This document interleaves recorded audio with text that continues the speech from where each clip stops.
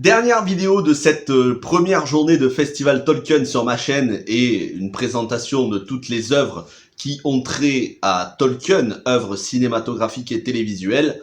Avant la trilogie, les deux trilogies de Peter Jackson, aujourd'hui on parle du biopic sur Tolkien. Oui, il y a eu un biopic qui est sorti en 2019, qui a eu un succès assez confidentiel au box-office et qui pourtant est un excellent film, très intéressant, riche en compréhension du personnage qui était Tolkien, de sa vie, de ses influences, et je vous en parle 100% spoilers. Alors déjà, un petit mot sur le casting. Le film est réalisé par Dom Karukowski, qui n'est pas un réalisateur très connu, mais qui contient quand même des acteurs et un compositeur qui, eux, sont plutôt connus et assez talentueux. Au niveau du compositeur, et c'est un point fort du film, c'est Thomas Newman, qui a œuvré sur tellement de films, que ce soit La Ligne Verte ou encore plus récemment Skyfall de James Bond et beaucoup d'autres films bien évidemment. Et au niveau du casting, on retrouve Nicolas Hoult, que l'on a découvert dans peut-être avant, en tout cas qui a vraiment eu une grande exposition au public dans les nouveaux X-Men de Matthew Vaughn et de Bryan Singer, à partir de X-Men les nouveaux, non pas les nouveaux mutants, mais X-Men le commencement. On a Lily Collins qui joue donc la femme de Tolkien, Edith, d'autres acteurs comme Colm Meaney ou encore Laura Donnelly. Laura Donnelly qu'on a vu récemment dans la série The Nevers, qui fait partie de mon top 10 des meilleures séries de l'année dernière. Et enfin, Geneviève O'Reilly, qui elle, on l'a vu dans Star Wars, que ce soit l'épisode 3 ou dans Rogue One. On a un casting qui est très bon, tous les acteurs sont vraiment excellents. Nicolas Hoult est vraiment habité par le personnage qu'il incarne. Lily Collins apporte une grâce, une sensibilité qu'on lui connaît. C'est une très bonne actrice qui a beaucoup de classe, qui a beaucoup d'élégance. Et donc, le reste du casting est vraiment excellent. Alors, qu'est-ce qu'on va apprendre sur Tolkien ? On va apprendre notamment son inspiration pour le Hobbit et le Seigneur des Anneaux. On le suit depuis son enfance jusque dans une scène, jusque dans le générique où l'on apprend la fin de sa vie, mais on va surtout s'arrêter à la fin du film, au moment où il commence à rédiger le Hobbit, mais aussi toute son inspiration pour le Seigneur des Anneaux. On va le découvrir avec sa mère et son petit frère au moment où il vient de perdre son père, puis ensuite il va perdre sa mère, il va être élevé par le prêtre qui a fait le serment à sa mère de prendre soin de John Ronald Reuel Tolkien et de son petit frère. Donc il va être élevé par ce prêtre dans un orphelinat. Il va ensuite faire ses études à Oxford jusqu'à entrer à la prestigieuse université, non sans avoir échoué avant à l'examen, et non sans avoir avant créé des liens profonds d'amitié et de fraternité avec quelques-uns des étudiants de la haute société aristocratique anglaise, lui qui est un enfant du peuple, qui vient quelque part de la modeste société et qui va se faire de vrais frères, entre guillemets, qu'il considérera comme ses propres frères, sa propre famille. Trois amis, ils formeront un club de lecture, un club où ils discuteront de leurs idées, car ce sont tous des artistes, des auteurs, des poètes, des compositeurs. Et enfin, son histoire d'amour un peu tourmentée au début avec Lily Collins, puis son départ pour la guerre, son retour, sa vie de famille, et enfin le début du roman du Hobbit en 1937. Le film est très académique, c'est peut-être là son point faible, c'est-à-dire qu'il déroule beaucoup d'informations sans rentrer trop dans les détails. Il est assez long à certains moments, il y a des longueurs, plutôt notamment dans la première heure du film. L'interprétation, encore une fois, n'a absolument rien à redire, que ce soit les jeunes acteurs ou les acteurs plus âgés qui font les personnages, ils sont tous très bons. L'ambiance british, anglaise de Oxford est parfaitement retranscrite. Cette ambiance à la fois guindée, avec de la retenue, où on a quand même des enfants qui vouvoient leurs parents. C'était comme ça à l'époque, hein, c'était il y a presque un siècle en arrière. C'était des enfants qui vouvoyaient leurs parents, qui étaient toujours habillés en costume, c'était une société qui était radicalement différente de celle de maintenant, à la fois dans la manière de parler, dans la manière de se tenir, dans la manière d'avoir de la retenue, d'avoir du respect, et surtout des enfants qui étaient très cultivés, ce qui manque cruellement dans la société d'aujourd'hui, malheureusement, même s'il y a quand même il y a quand même toujours des artistes et des jeunes qui sont cultivés. Mais voilà, une époque où foisonnait l'imaginaire. Et ce jeune John Ronald Reuel Tolkien, qui avait grandi en Afrique avec ses parents, puis ensuite était très vite revenu en Angleterre, qui avait déjà un amour débordant, une passion dévorante pour la littérature et pour les langues, puisque très jeune, il parlait déjà plusieurs langues. Et ça va être déterminant pour la suite de sa vie, et surtout en tant qu'auteur d'un des plus grands romans, peut-être le plus grand roman jamais écrit pour moi, la trilogie du Seigneur des Anneaux, et on va comprendre un petit peu tout son mécanisme, sa façon de penser, la manière dont il avait d'inventer une langue, le kényan, c'est-à-dire l'elfique, puisque c'est une langue qu'il a totalement inventée. Il a emprunté au gothique, il a emprunté au finnois. D'ailleurs, sa rencontre avec un certain professeur de gothique et de philologie, l'étude des langues, son professeur Joseph Wright, joué par l'excellentissime, toujours excellent Derek Jacobi, qui va avoir une importance sur le reste de sa carrière. Après avoir été viré d'Oxford, il va finalement réintégrer Oxford, et là, il l'intégrera de manière beaucoup plus sérieuse.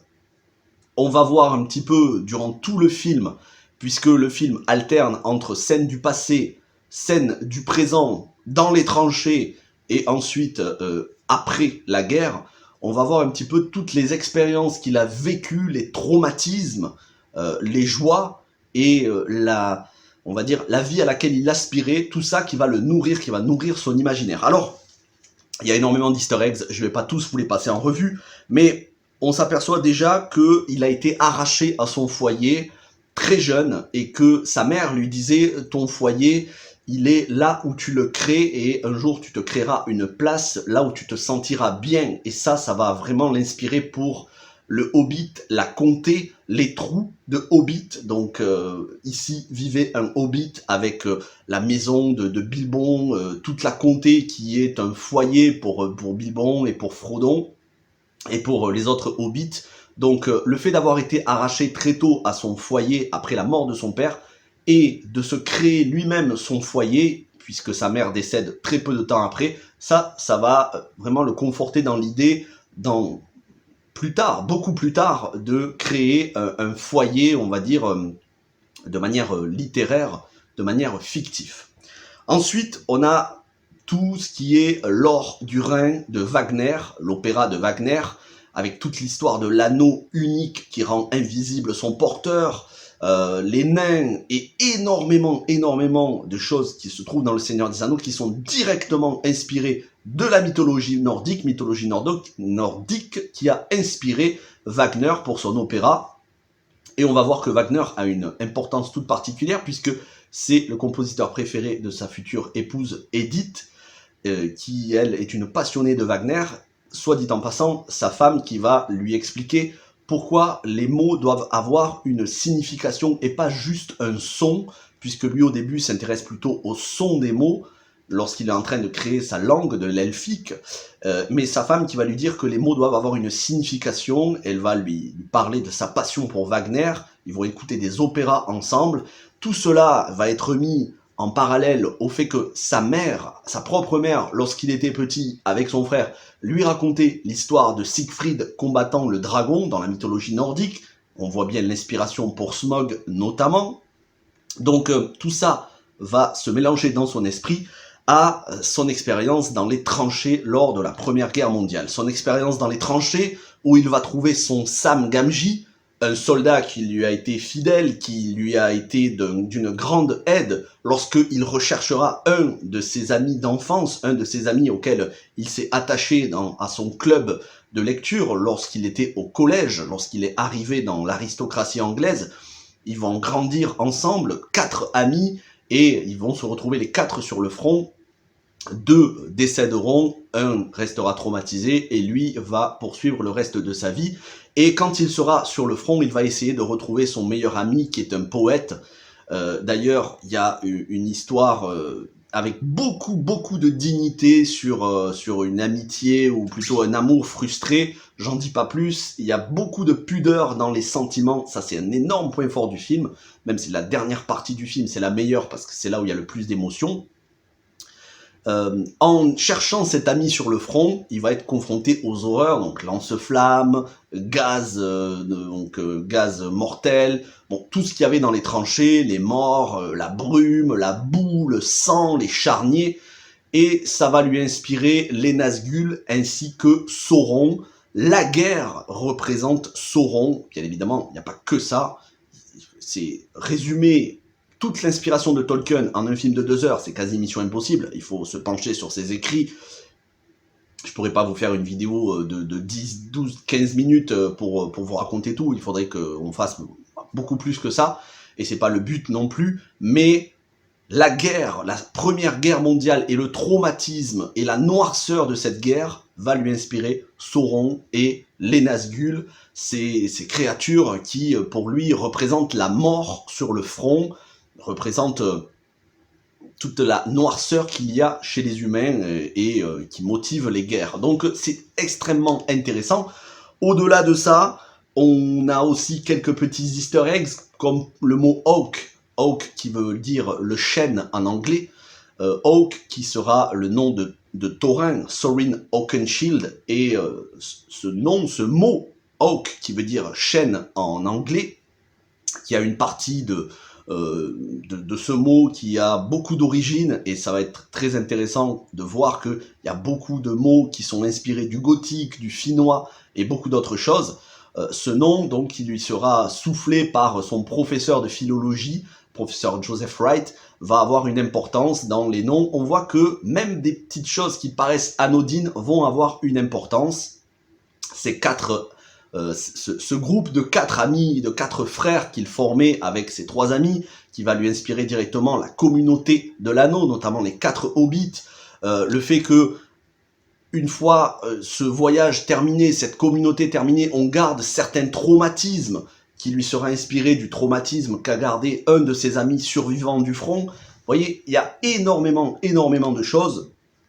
Que vous dire de plus, si ce n'est que, voilà, je regarde un petit peu mes notes, voilà, il y a énormément d'easter eggs, de petits détails à picorer par-ci par-là, mais c'est surtout une très belle histoire d'amour entre lui, John Ronald Reuel Tolkien, et sa femme, Edith, qui est une histoire vraiment avec beaucoup de dignité, beaucoup de retenue, de personnages, de personnes qui s'aimaient, qui ont été séparées, qui se sont retrouvées, mais qui ont été de nouveau séparées par la guerre.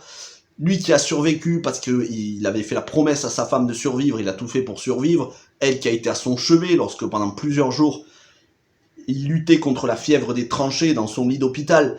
Le fait qu'il a eu aussi beaucoup d'enfants, qu'il a appelé un de ses enfants par le nom de son fidèle compagnon, de son frère, on va dire, de son ami qu'il considérait comme son frère, qui est revenu de la guerre traumatisé, qui s'appelait Christopher. Christopher qui sera le nom d'un de ses fils. Et puis voilà, on a un petit peu la dernière partie, les quelques dernières minutes du film, où on a le générique, où on a des informations qui nous disent qu'en 1937, le Hobbit est paru, puis ensuite le Seigneur des Anneaux, que ça a été un des plus grands romans, que Tolkien est mort en 1973, 2 ans après sa femme, et que sur leur tombe sont gravés les noms d'un héros mortel et d'une elfe qui s'aimait malgré tout, malgré toutes les épreuves, malgré un amour quasi impossible au début. Donc c'est une très belle histoire d'amour avec beaucoup d'émotions. On y apprend énormément de choses sur Tolkien lui-même, sur sa manière d'écrire, sur son inspiration. C'est un film qui est très propre visuellement, bien réalisé, même s'il n'y a pas non plus d'idées exceptionnelles, d'idées, on va dire, il n'y a pas une réalisation totalement inspirée, hein, ça reste vraiment très scolaire, très académique. Le film n'est pas parfait, bien évidemment, quelques longueurs par-ci par-là, quelques dialogues qui sont pas forcément utiles, mais dans l'ensemble, on apprend beaucoup de choses, même si je vous conseille vraiment de regarder des ouvrages sur Tolkien, sur sa vie, biographie, etc., si vous êtes fan du personnage. Voilà ce que je pouvais vous dire sur Tolkien, sorti en 2019 avec Nicolas Hoult et Lily Collins au générique. Un très beau film. Voilà qui conclut aussi notre première journée de Festival Tolkien. Et donc dès demain, mardi 4 janvier, dès demain, on se retrouvera chaque soir à 21h en live pour chacun des 6 films Tolkien réalisés par Peter Jackson. Donc, mardi, mercredi et jeudi, la trilogie Le Hobbit en version longue. Vendredi, samedi et dimanche, la trilogie Le Seigneur des Anneaux en version longue. Chaque soir à 21h en live, vous pouvez venir dans le chat, dire tout ce que vous pensez de ces œuvres. Et il y aura beaucoup d'invités aussi, donc n'hésitez pas. Merci à toutes et à tous d'avoir regardé ces vidéos aujourd'hui. Et donc je vous retrouve demain. Portez-vous bien, bon début d'année. Merci à tous. Ciao tout le monde.